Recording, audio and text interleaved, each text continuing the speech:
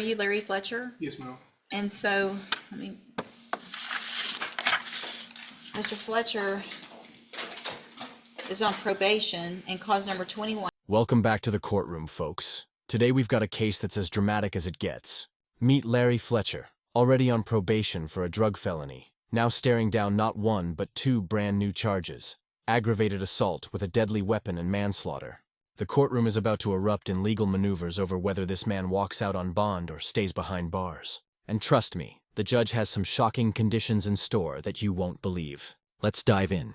Get into that many crashes without something happening. Okay. 37809 for the offense of possession of a controlled substance, a second-degree felony. That probation is from October of 2021. It was a 5-year deferred probation. And then it looks like we have two new offenses that have been indicted in cause number 25, DCCR 0838, an aggravated assault with a deadly weapon, and 25 DCCR 0839, a manslaughter charge. Mr. Wilkerson has filed a motion asking that I set a bond in the motion to revoke case. Yes, Is there, Mr. Fletcher. hold on, is there any motions in the other two, or we're just talking about the, I believe the state filed a motion seeking to actually increase the defendant's bond. in which Your Honor. case? Your Honor, I filed in both cases. In the MQRP, we filed a reply to the defense counsel's motion to set a bond. And then in the other two cases, the state, the aggravated assault and the manslaughter case, the state has filed motions to increase it. Let me get that all pulled up real quick and then we'll get started. Hold on.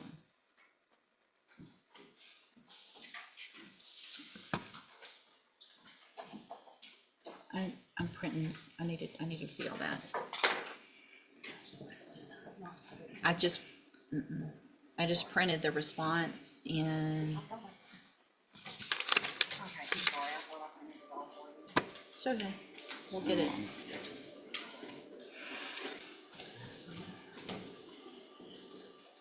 Here's where things heat up. Fletcher has no bond set in his revocation case, but he's sitting on $50,000 bonds for the two new charges. Now, the defense is pushing to set bond in the revocation case, while the state is pushing to increase the bonds in the fresh cases. It's a tug of war over Fletcher's freedom, and this early setup tells us just how high the stakes are. If the bond is denied or raised too high, Fletcher could sit in jail until trial. Question for you. Should someone facing charges this serious even get a chance at bond?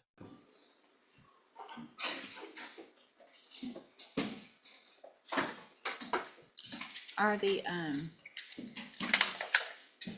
PCs, I guess, would be the same in For the manslaughter and the ag assault? So I'm just They came out of the same transaction. Okay. Occurrence, Judge. Give me just a second. Yes, Hold sure. on. All right. So there's no bond currently set in the motion to revoke. The bonds in the two new cases have been set at $50,000 each. So I've got a motion to set a bond in the revocation, and I've got a motion from the state to increase the bond and or modify conditions in the two new offenses, correct? Yes, sir. Okay. With regard to the, well, I guess, Mr. Coleman, you mentioned that you would be willing to stipulate to some things before we get started with witness. I suspect Mr. Wilkerson will call these witnesses to talk about the length of residency and the ties in the community, those kinds. The defense strategy is crystal clear. Frame this tragedy as an accident caused by reckless driving, not an intentional act. That distinction matters because without intent, you don't get murder, you get manslaughter. But here's the issue. Reckless doesn't mean harmless. Driving so fast that you can't react in time can absolutely rise to the level of manslaughter. And then there's the aggravated assault charge for the surviving victim. The defense is hinting that this is overreach by the state. What do you think? Are prosecutors stretching the law here? Or is the defense just trying to downplay the danger? Perfunctory things. If they will shorten this proceeding, I'm willing to stipulate to those if Mr. Wilkerson. I mean, to some degree, that is some of it, but obviously there are more intricacies involved, including the nature of the family, the length of work, things of that nature that I think all need to be put into play here. And I don't mind hearing the evidence. I don't want to hear the same thing. They're here and I appreciate they're here and I'll take notice of that. But what I don't need is to hear from all of the witnesses the same thing about work and living and all that. So if you want to call one or two that have that information, Absolutely. that would be great. Yes. I just don't want it to be the same thing, and I'll take notice that they're here and that they would all say typically the same thing as if that's what it is. Looks like he's on bond on 2 of those cases. I'm calling the bondsman right now. Yes, he is. He's already on bond. They filed a motion to increase the bond. That's correct. So he, obviously this very tragic accident occurred one evening. There is no allegation of any substance use on the part of Mr. Fletcher contributing to the accident that involved the death of one of the victims and the severe injuries to the other. There is some, I guess the state's theory seems to be. This is the classic humanizing the defendant play. Defense is laying out Fletcher's life story. Engaged, kids at home, steady job as a mechanic, family in the courtroom, and even expecting a new baby. The goal? To convince the judge he's stable, responsible, and deserves bond. But let's not forget, he's still on probation for a drug felony. Defense is selling stability, but the prosecution is about to counter with Fletcher's record behind the wheel. And it's not pretty. On the manslaughter that he was reckless in his driving on that evening, thereby causing the death of another in the course of that reckless behavior while driving, which then makes it a stretch when the state then moves on to an aggravated assault charge for the second occupant of the vehicle, because of course if there were the intent and knowing element present there of course would have been a murder charge associated with the death of the first occupant of the vehicle. We are not debating obviously the tragedy of this incident, Your Honor. Mr. Fletcher on the night in question was actually responding to a work call. That is the reason that he was out on this particular evening. It was not after curfew, it was work related. He works for Ryder, the truck company, Judge. He's a mechanic. And as the court's aware, several years ago, Mr. Fletcher had an issue with substance abuse. Unfortunately, that's an issue that affects far too many people in the community, our loved ones, or sometimes ourselves, our family members, parents, sons, brothers, sisters, children. But Mr. Fletcher has been serving his probation faithfully. He has been supporting his defendants, Your Honor. He is engaged to be married. He has custody of his biological 2 children, and then also takes care of the 2 current children of his fiance, and is now welcoming a 3rd child. They are expecting that child. Mr. Fletcher has employment to return to, Your Honor, in terms of while these matters play out in the judicial system. Obviously, there are, the state seems to highlight Mr. Fletcher's driving record as a reason to change or deny bond in conjunction with the possession charge, which he is entitled to bond on.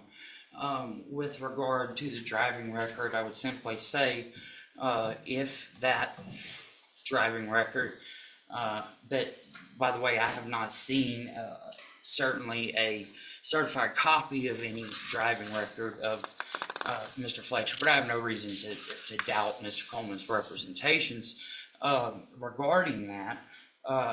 There are certainly rules that the court could fashion. Obviously, Mr. Fletcher has a large family here supporting him, who have also been very supportive of the Thomas family since this tragedy.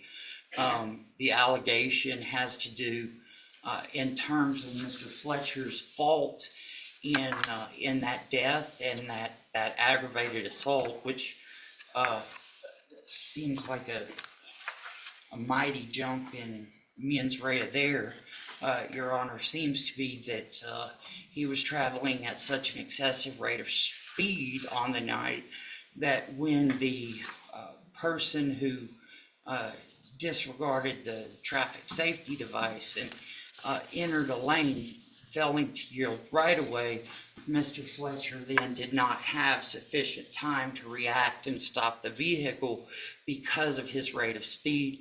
Obviously, we haven't had an opportunity to have our own investigators take a look at any of that. And here's the hammer. The judge starts rattling off Fletcher's driving record: 2010 crash, 2012 crash, multiple speeding tickets, more crashes in 2018 and 2021, and now, yet another crash with deadly consequences. That's nearly a decade-long trail of wrecks and tickets. At some point, it's not just bad luck, it's a pattern. And the judge makes it crystal clear: no more excuses. The community's safety comes first. This is where the gavel swings hard against Fletcher. That evidence to be able to argue it at this point in the case, Judge. I only mention it so that the court is aware of the background context under which these allegations arise, and the sole issue at present right now in the defendant's or in the defense's opinion is whether or not to provide Mr. Fletcher a bond on the charge for which he was serving a deferred adjudication sentence and for which he has not been convicted, thereby, of course, making him eligible for bond in such case. Obviously, Judge, the law has changed in a number of ways, and if this were a case where Mr. Fletcher were some violent person, prone to violent outbursts, aggravated assaults, as the state alleges one of these was, although I just don't understand how you... I'm not going to get into the legal, I mean, they filed what they filed. That'll be a question for later, so. The issue here, Judge, is whether or not to grant him bail while the allegations that form the basis of the revocation of this bond come to be addressed by the court. Your Honor, as I mentioned, and I would like to put his fiance on just briefly, his mother as well. Here's, let me stop everybody. Here's what I'm inclined to do. This ruling is fascinating. Instead of jacking up the bond amounts, the judge takes a different route, granting bond but loading it with ironclad conditions. Fletcher is banned from driving any vehicle and must wear a drug patch that tests him continuously. Think about that. He's essentially grounded and monitored 24/7. For a mechanic who relies on driving for work, this condition is almost like house arrest without the ankle bracelet. Smart compromise or too lenient? You decide. Get into that many crashes without something happening, okay? So I am inclined on the two new cases, the ag assault and the manslaughter, to in part grant Mr. Coleman's motion and modify the bond conditions. I don't believe I'm going to increase them because I think I can modify them in a way that will hopefully ensure the safety of the community. What I'm going to do in cause numbers 25 DCCR 0838 and 0839 is modify the bond conditions in those cases in order as a condition of bond that Mr. Fletcher is not allowed to drive, period, ever, any vehicle while these cases are pending.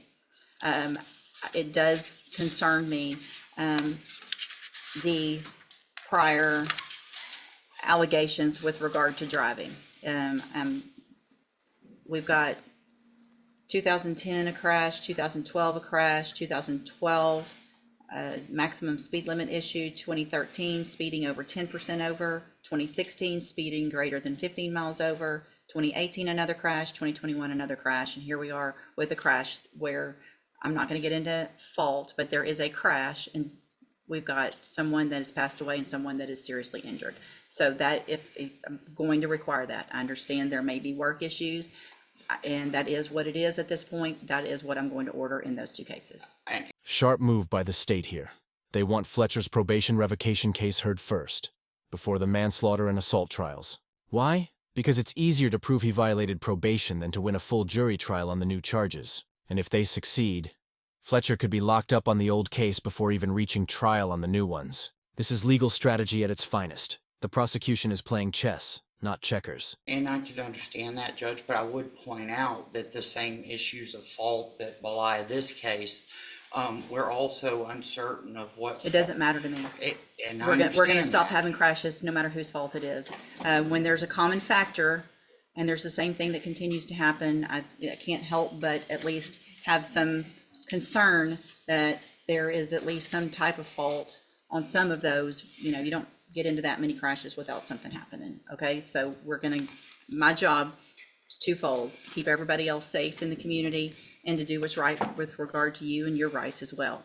But I've got to keep everybody safe, and based on that history at this point, while the case is pending, unless something changes later with further order of the court, you are ordered not to drive. Okay. And so I think just by the nature of obviously that order, I'm probably inclined to grant the motion to set a bond in the probation case. And so I am at this time going to set the bond in cause number 21-37809. I'm going to grant the motion to set a bond. I'm going to set the bond in that case. So, to wrap this up, Larry Fletcher, already on probation, now faces a manslaughter charge and an aggravated assault. The judge set bond at $30,000 but slammed him with two major restrictions: no driving and mandatory drug patch testing. Meanwhile, the state is preparing to hit him with a probation revocation first, potentially locking him down before the bigger trials even begin.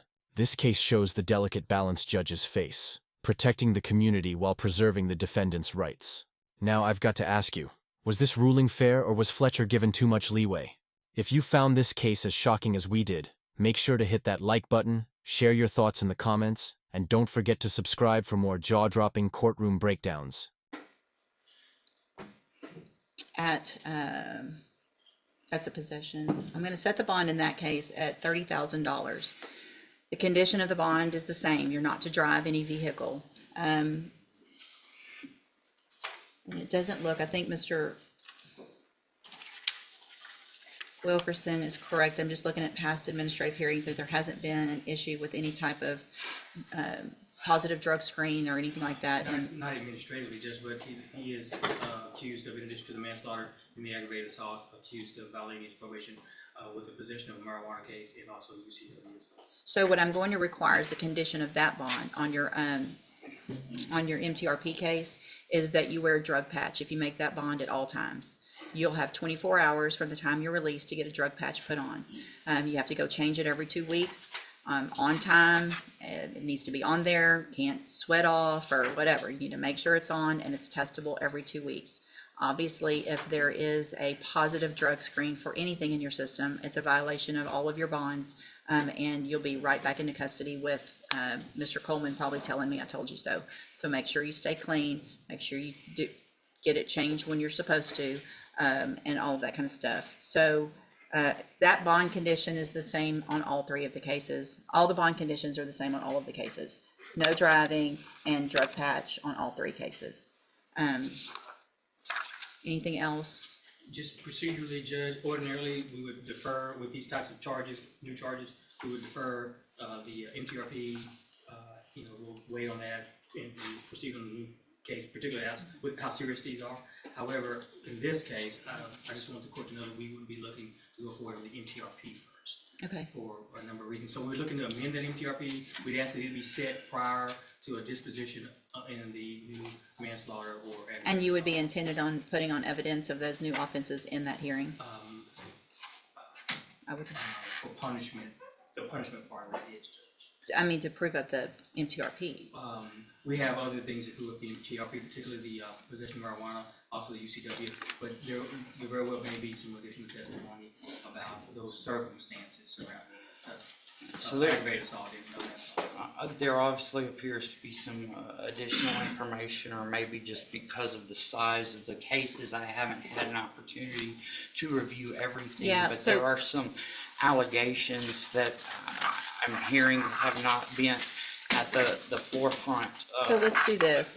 Obviously, you need some time to get all that information. If there's going to be an amendment, if you'll please take care of that quickly, make sure anything that's alleged in that Mr. Wilkerson gets any discovery with regard to any new offenses or alleged offenses that you intend to put. That way you guys can both have all the information. Mr. Wilkerson can do what he needs to with that information, and we'll set it for an announcement. And then we'll kind of go from that announcement on where to go next with regard to either the new cases first or the motion first. All right, sound good? All right, thank you. Y'all are excused, and thank y'all all for being here. I don't want anybody to think, I feel like we could cut it a little short and get that taken care of. All right, you go back with the bailiff. Thank you, Your Honor. Yes, sir.